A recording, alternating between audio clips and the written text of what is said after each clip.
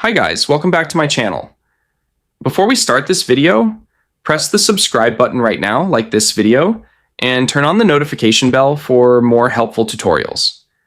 In today's video, I'm going to show you how to export 4K video in CapCut on PC step by step. If you want your videos to look sharper, clearer, and more professional, exporting in 4K is a great option, so let's get started. First, open CapCut on your PC and make sure your editing project is finished. For the best results, use high-quality clips because low-resolution videos will not look true 4K after export.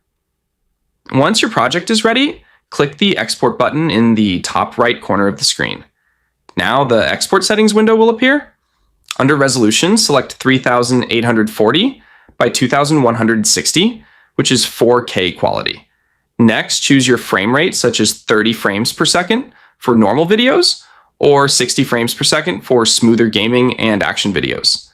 Then set the bitrate to high, or recommended for better quality. Keep in mind that 4K files are larger and take more time to export, so make sure you have enough storage space on your PC. If exporting feels slow, close background apps to improve performance. After setting everything, choose your save location and click Export. Wait for the rendering process to finish, then open the final video and check the quality.